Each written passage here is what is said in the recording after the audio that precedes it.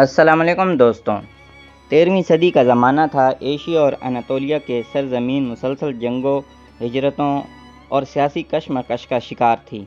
مشرق سے منگولوں کے حملوں نے کئی عظیم سلطنتوں کو تباہ کر دیا تھا، جبکہ مغرب میں بازنطینی سلطنت اپنی کھوئی ہوئی طاقت واپس حاصل کرنے کی کوشش کر رہی تھی۔ ان حالات میں ترک قبائل ایک ایسی سرزمین کی تلاش میں تھے جہاں وہ امن کے ساتھ اپنی زندگی گزار سکیں اور اپنے آنے والی نسلوں کے لیے ایک مضبوط مستقبل تعمیر کر سکیں۔ انہی قبائل میں کائی قبیلہ بھی شامل تھا، جس کی قیادت ارطغرل غازی کے ہاتھ میں تھی۔ یہ قبیلہ صرف تلوار کی طاقت سے نہیں بلکہ ایمان، اتحاد، انصاف، وفاداری کی وجہ سے پہچانا جاتا تھا۔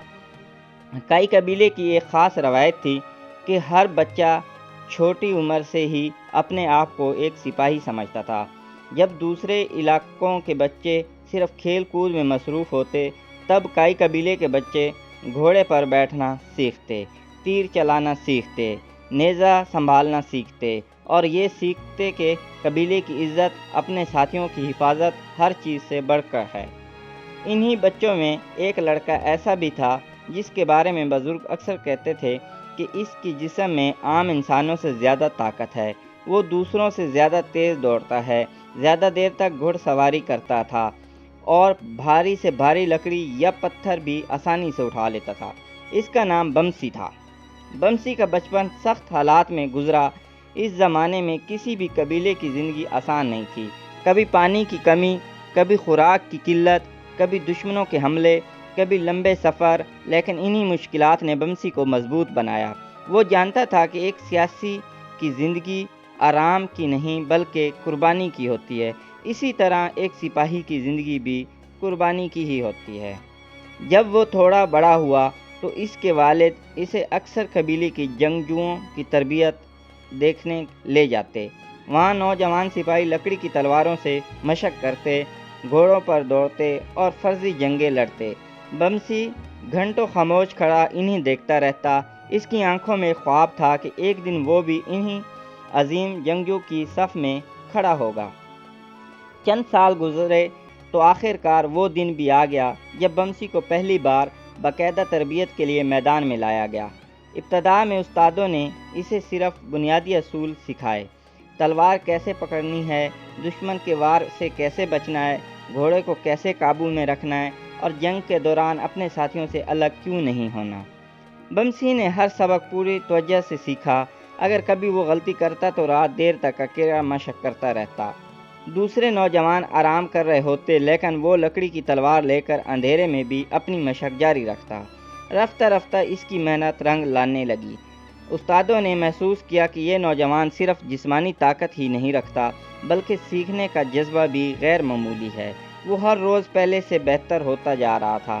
اسی دوران کائی قبیلے میں ایک نوجوان رہنما کی شہرت تیزی سے بڑھ رہی تھی۔ اس کا نام ارطغرل تھا۔ وہ اپنے بہادری، انصاف اور دور اندیشی کی وجہ سے سب کی توجہ حاصل کر چکا تھا۔ نوجوان سپاہیوں کے لیے ارطغرل ایک مثال بن چکا تھا۔ بمسی بھی اکثر دور سے ارطغرل کو دیکھتا اور دل ہی دل میں دعا کرتا کہ ایک دن اسے ان کے ساتھ لڑنے کا موقع ملے۔ کچھ عرصے بعد وہ موقع آ ہی گیا۔ قبیلے کے قریب موجود چراگاہوں پر کچھ ڈاکوؤں نے حملہ کر دیا۔ وہ مویشی چرانا چاہتے تھے۔ قبیلے کے چند نوجوانوں کو ان کا پیچھا کرنے کا حکم ملا۔ بمسی بھی انہی میں شامل تھا۔ یہ اس کی زندگی کا پہلا حقیقی امتحان تھا۔ جب نوجوان سپاہی وہاں پہنچے تو ڈاکوؤں کی تعداد میں زیادہ تھی۔ کئی نوجوان گھبرا گئے لیکن بمسی نے اپنے خوف کو خود پر غالب نہیں آنے دیا۔ اس نے اپنے ساتھیوں کو منتشر ہونے سے روکا اور پوری ہمت سے دشمن کا مقابلہ کیا۔ جنگ زیادہ دیر نہ چلی لیکن اس مختصر مقابلے نے سب کو حیران کر دیا۔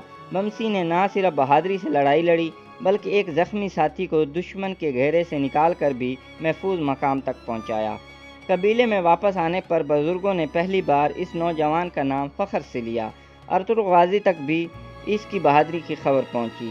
چند دن بعد ارطغرل غازی نے نوجوان سپاہیوں کا جائزہ لیا۔ جب بمسی ان کے سامنے آیا تو ارطغرل نے صرف ایک سوال پوچھا، اگر ایک دن تمہیں اپنی جان اور اپنے قبیلے میں سے کسی ایک کو بچانے کا موقع ملے تو کیا کرو گے؟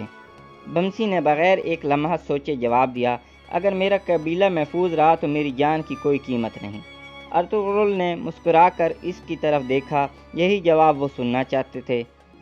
اس دن کے بعد بمسی کو ارطغرل کے قریب رہنے اور ان کے دستے کے ساتھ تربیت حاصل کرنے کا موقع ملا۔ یہ اس کی زندگی کا سب سے اہم موڑ تھا۔ اب اس کی روزمرہ زندگی پہلے سے کہیں زیادہ سخت ہو چکی تھی۔ صبح سورج نکلنے سے پہلے گھڑ سواری، پھر تیر اندازی، اس کے بعد تلوار بازی، پھر لمبے سفر، پھر پہرے داری اور رات گئے تک جنگی حکمت عملی کی تعلیم۔ لیکن بمسی نے کبھی شکایت نہیں کی۔ وہ جانتا تھا کہ مستقبل میں صرف طاقت کافی نہیں ہوگی، بلکہ عقل، صبر اور نظم و ضبط بھی ضروری ہوگا۔ انہی دنوں اس کی ملاقات دوسرے نوجوان جنگجوؤں سے بھی ہوئی، جن میں ترگت الپ، دوغان الپ اور عبد الرحمن الپ شامل تھے۔ شروع میں یہ سب ایک دوسرے کو صرف ساتھی سمجھتے تھے، لیکن وقت کے ساتھ ان کے درمیان ایسی دوستی پیدا ہوئی جو آنے والے برسوں میں کئی جنگوں کی بنیاد بننے والی تھی۔ یہ نوجوان اکثر ایک دوسرے کے ساتھ مشق کرتے، مقابلے کرتے اور غلطیوں سے سیکھتے۔ بعض اوقات بمسی اپنے طاقت کی وجہ سے سب پر بھاری پڑ جاتا، لیکن جب کبھی کوئی دوسرا بہتر کارکردگی دکھاتا تو وہ اس کی تعریف کرنے میں بھی سب سے آگے ہوتا۔ یہی خوبی اسے دوسروں سے مختلف بناتی تھی۔ ارطغرل غازی نوجوان سپاہیوں کو صرف جنگ نہیں سکھاتے تھے، وہ انہیں یہ بھی سمجھاتے تھے کہ اگر طاقت انصاف کے بغیر ہو تو وہ ظلم بن جاتی ہے۔ یہ الفاظ بمسی کے دل میں ہمیشہ کے لیے نقش ہو گئے۔ چند ماہ بعد کئی قبیلے ایک نئے سفر پر روانہ ہوا۔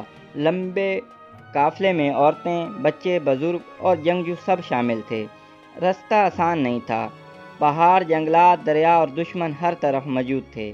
قافلہ ایک تنگ وادی سے گزر رہا تھا کہ اچانک پہاڑیوں پر چھپے حملہ آوروں نے تیروں کی بارش شروع کر دی۔ قبیلے میں بھگدڑ مچ گئی۔ ارطغرل نے فوراً سپاہیوں کو مختلف سمتوں میں تقسیم کیا۔ بمسی کو حکم ملا کہ وہ عورتوں بچوں کے ساتھ حفاظت کرے۔ اگرچہ اس کا دل دشمن پر ٹوٹ پڑنے کا چاہتا تھا، لیکن اس نے اپنے سردار کے حکم کو پہلی ترجیح دی۔ وہ اپنے چند ساتھیوں کے ساتھ آگے بڑھا، بچوں اور عورتوں کو ایک محفوظ مقام پر پہنچایا اور پھر واپس میدان کی طرف دوڑا۔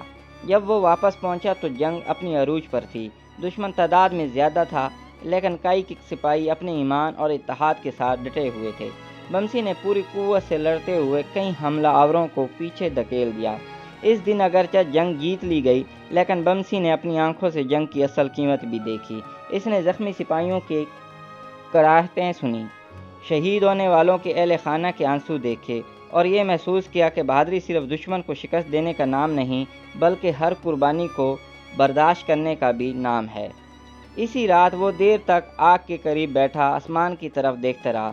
اس نے دل ہی دل میں عہد کیا کہ جب تک اس کے جسم میں جان ہے وہ اپنے قبیلے، اپنے سردار، اپنے دین کی حفاظت سے کبھی پیچھے نہیں ہٹے گا۔